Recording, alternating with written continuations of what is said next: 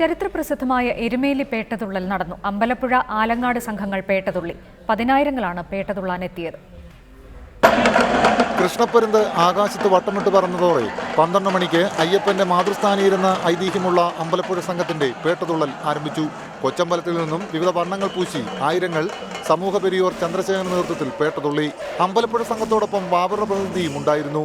വാവരുപള്ളിയിൽ ദർശനം നടത്തിയായിരുന്നു അമ്പലപ്പുഴ സംഘത്തിന്റെ പേട്ടതുള്ളൽ.